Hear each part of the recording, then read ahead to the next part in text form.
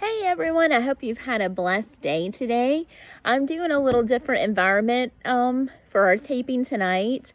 I apologize that I haven't been able to get our Instagram feed uploaded for chapter 4. It's a little long and it's not wanting to cooperate, so I hope I can get this one uploaded for you. If you guys have any tips on making that easier, let me know. But we're going to continue, and like I said, I've changed my environment, so today I'm outside just to get a little bit of fresh air. So again, All the Answers by Messner. We're on chapter 5, and this one's called M&Ms and Underwear. Are you sure you never heard that scientific name? Totally sure. Sophie, I'm positive. Ava looked at the pencil on her desk. If she were Sophie, she'd be skeptical too. She was skeptical, even though she was the one having conversations with the pencil. Ask it what I had for a snack after school, Sophie said.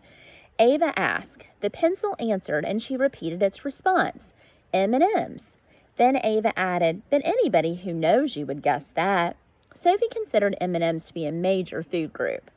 True. Sophie squinted at the pencil, then hid a hand behind her back. Ask it how many fingers I'm holding up.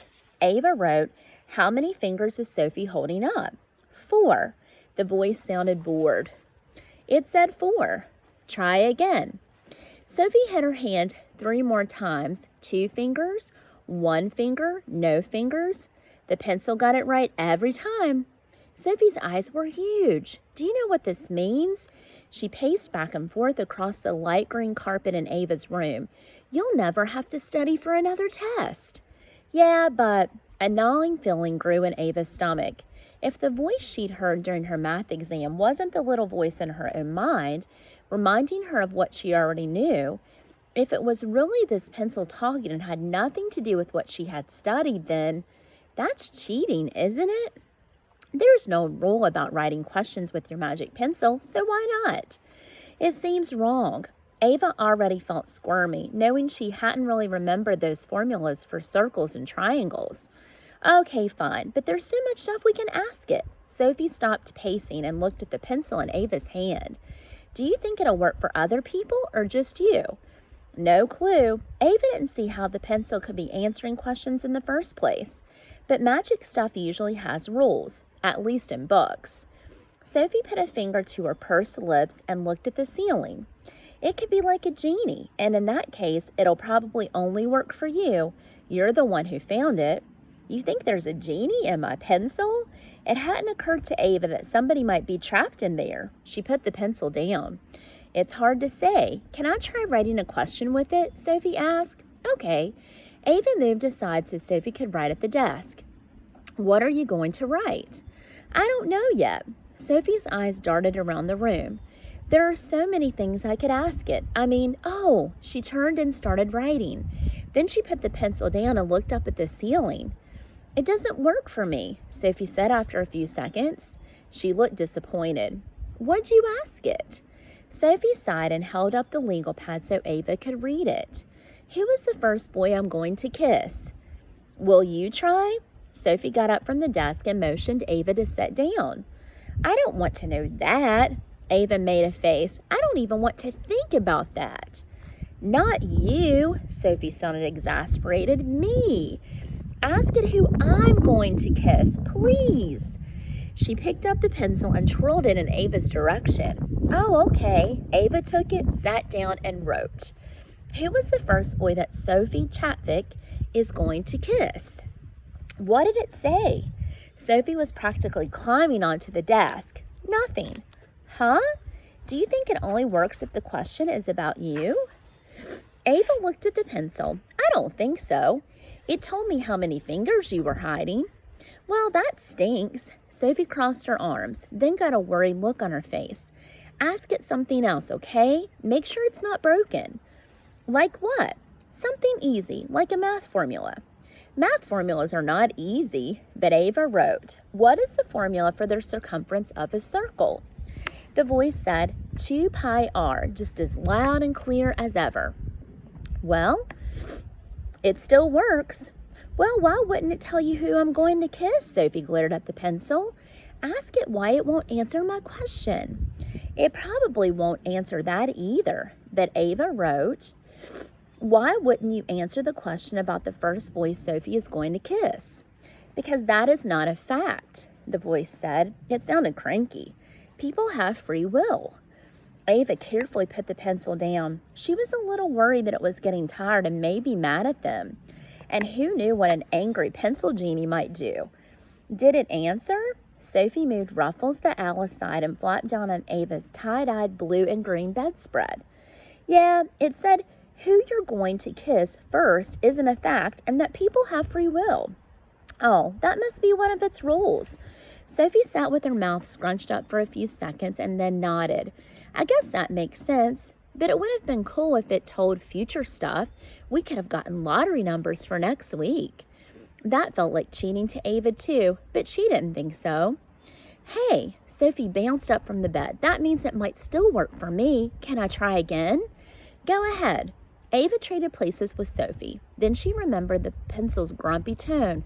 Be careful, though. I think it's getting tired of us. If it's a genie, it's not allowed to get tired of us. Sophie picked up the pencil, then gasped and put it down.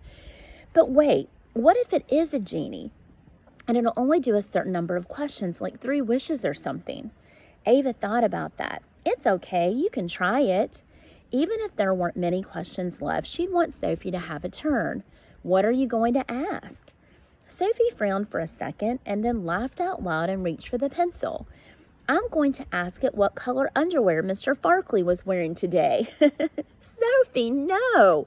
That is the grossest question ever. But Sophie was already scribbling. She finished and then doubled over in the chair laughing. Ava really didn't want to know, but Sophie was laughing so hard she had to ask. Okay, what? What did it say? Sophie held up a finger and tried to catch her breath. Green with, she started laughing again. Yellow smiley faces. Ava laughed too. She couldn't imagine how she was ever going to take a math test with a straight face again. How could someone so strict choose smiley face underwear?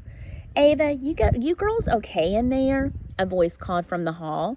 We're fine, Mom. Instinctively, Ava tugged open her desk door and brushed the pencil inside as her mom came in, balancing a cup of tea and a pile of folders, legal pads, and money magazines in her arms. What's so funny? Just the usual girl stuff, Sophie said, still giggling. Mom glanced at the school books on Ava's desk. How was your math test today? Okay, Ava said. Better than okay, Sophie added. Ava aced it. That's not really, Ava began. That's great. Mom leaned over, juggling her folders, and kissed the top of Ava's head. You've had the force all along, my dear. It's power, Mom, Glenda said. You've had the power all along. You're confusing The Wizard of Oz with Star Wars.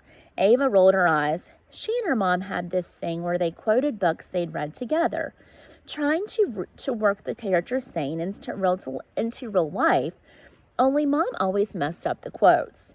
Usually, Ava liked laughing with her about that, but lately the whole silly tradition felt embarrassing when other people were around. Even Sophie. We won't get the test back until later this week, but I think I did all right. Well, congratulations. Mom picked up the cookie napkins from Ava's desk and left, closing the door behind her. Sophie let out a deep breath. That was a close one with the pencil. Yeah, Ava felt that way too, but she hadn't really meant to hide the pencil from her mom, had she? Do you think we should tell somebody about this? What if it's dangerous? Seriously? It's fine, Ava. Sophie pulled open the desk drawer and Ava looked in. The pencil looked so ordinary, sitting there with the pens and paper clips. It's hard to imagine it doing anything bad. Besides, nobody would believe us even if we did tell. Probably not, Ava said. What was it the professor and the lion, the witch, and the wardrobe had told the kids when they got home from Narnia? Don't tell anybody about your weird magical trip unless you find out something similar happened to them. It was something like that, and it made sense. I guess it's okay. Sophie pulled the pencil from the drawer and twirled it between her fingers. Let's go to the store and get a soda, and then we're going to have some serious fun with this thing. Okay, guys, that is chapter 5. So chapter 6 is going to be tomorrow. It's called Jason Who. So again, I miss seeing you guys so much, but I hope you're enjoying the story, and feel free to share this with your friends, and I'll look forward to seeing you tomorrow. Have a great rest of your evening. Bye.